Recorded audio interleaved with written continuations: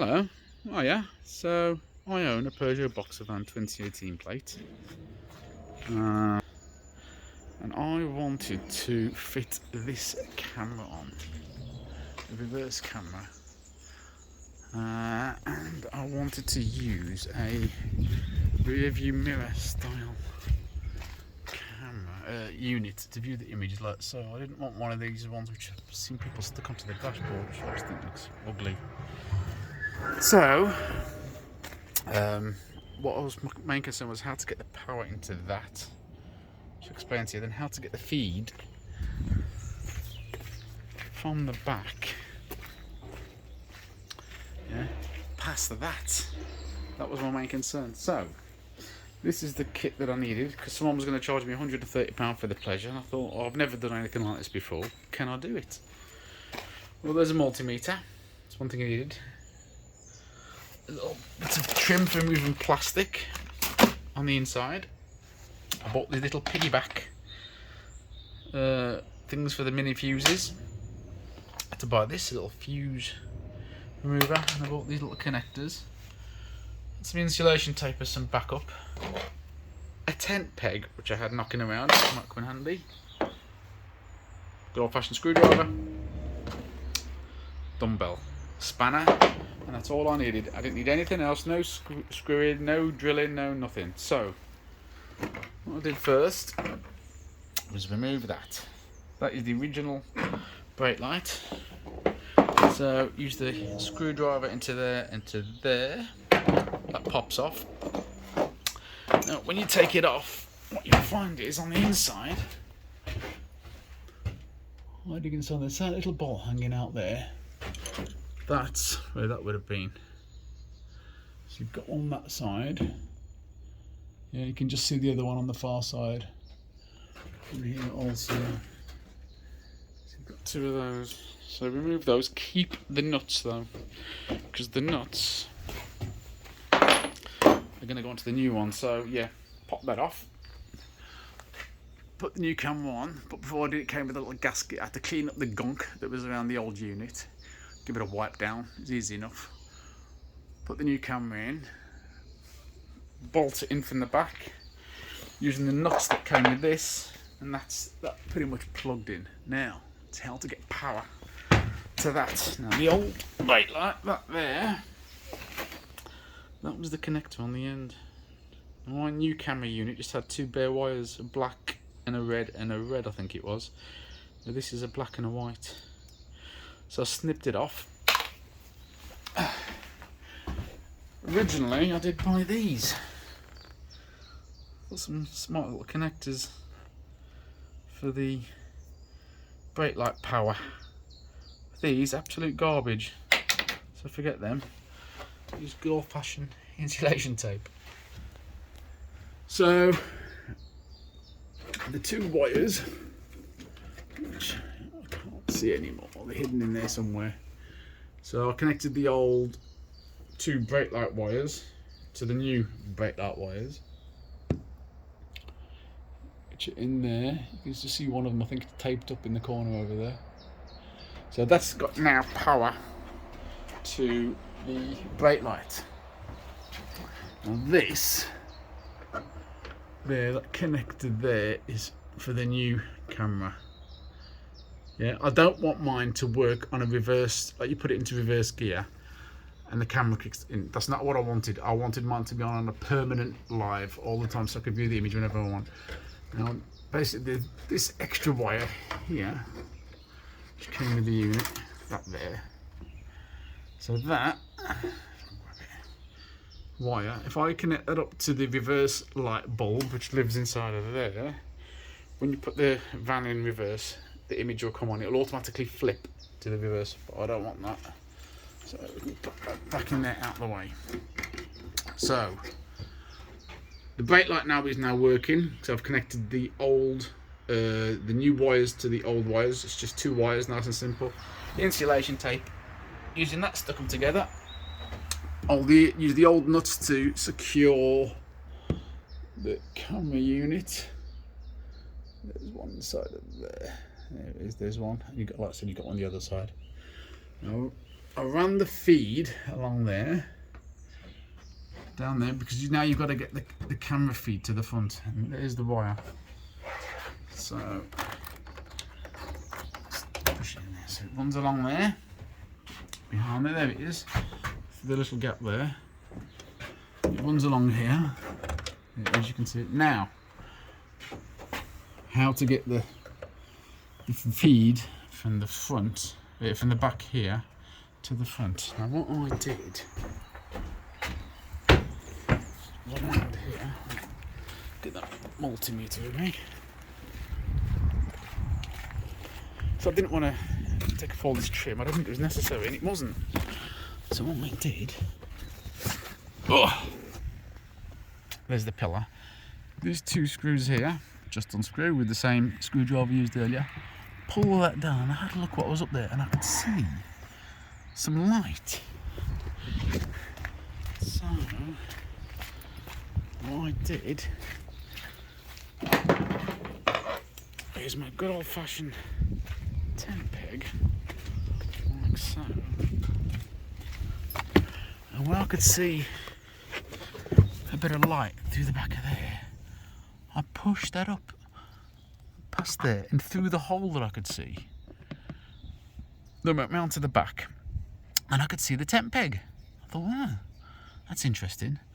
So I got that little wire which I'd run down the side to here and pushed it all in, and there it all was. All the wire was there. So I've now got to get the wire that's come from the camera. It's now in here, behind here, down to the fuse box. So I ran it along there. It's actually there, you can't see it very well. Actually, it's actually tucked up behind here. So the wire runs down here. You can see, you can't quite see it, but it is behind there. And I ran it down here. There it is there. That is the wire feed, the camera feed, and the back out to the front. Now this was my main concern here, where to put it all in. I had to buy one of these. This is about 12 quid, 11, 12 pounds from Amazon. What you do, put it on 200. This is the earth, so you need to put that onto that nut there, that nut there. And I was looking for 2 kinds of power. I need an ignition live and a permanent live. Now, unbelievably, that is my permanent live there, back B. Where that's connected in there is a totally and utterly spare fuse. It's a spare hole, spare port to put it in. That was my permanent live. What I mean is it works without the keys being in. That is because my camera has a parking sensor, so if someone was to ding the van when I'm not in it, it actually records a minute cycle, front and back. So that went in there, easy enough. Now the other one was more interesting.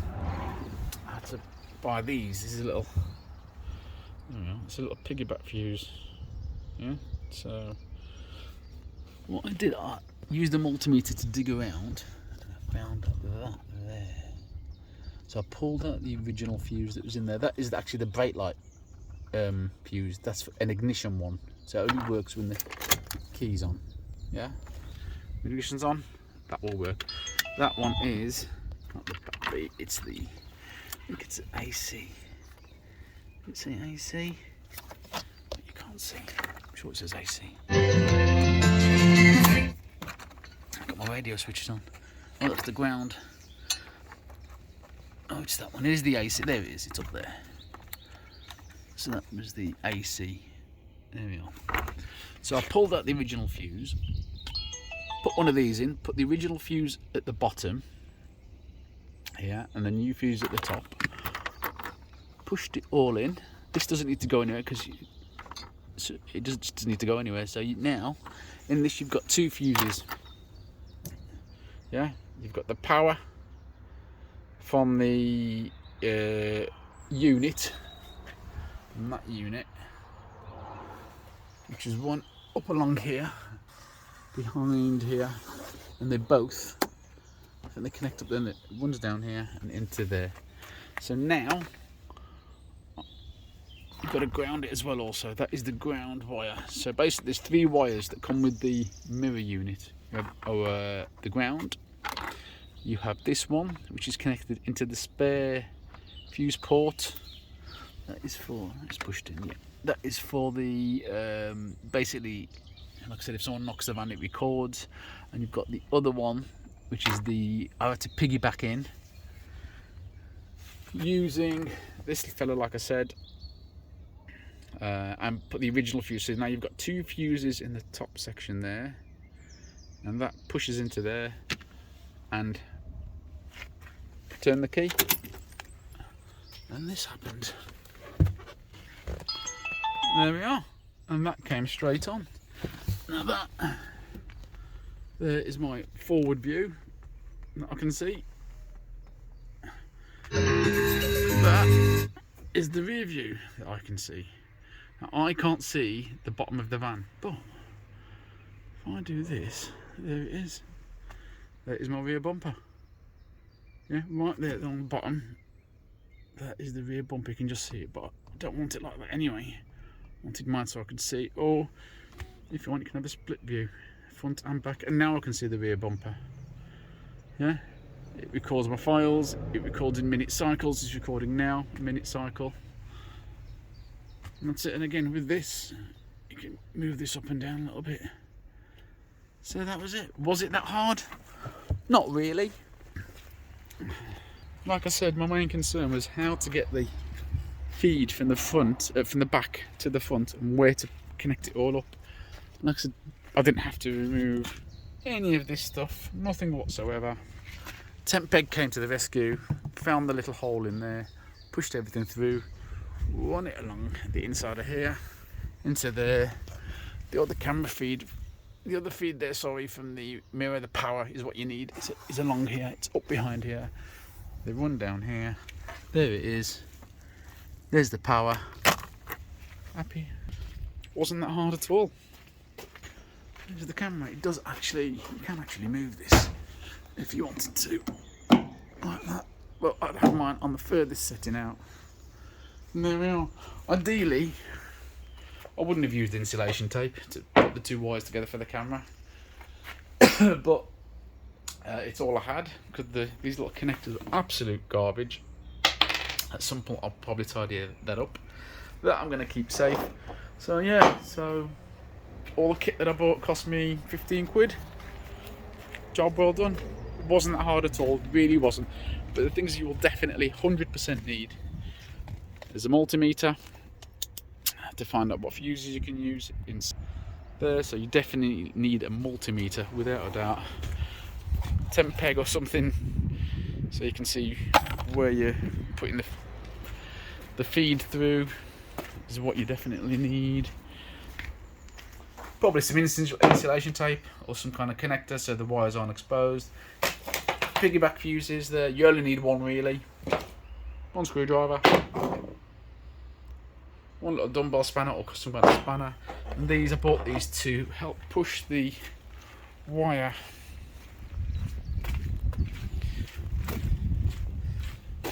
This was just used to push everything up there, tuck it all up behind there, and that's it. I mean, once that's back up there, you can't see anything. The only thing that's visible is that there and that wire there, which I'm not bothered about. And it doesn't drain your battery. It's got a little, it's got this thing here, which is a little kit that kind of senses that if your power's running too low for the battery, I think it's under 11.5 volts or 11.8 volts, it just turns itself off, so it won't record. But as you can see, it's on. Take the key out, there it is powering off. So easy done.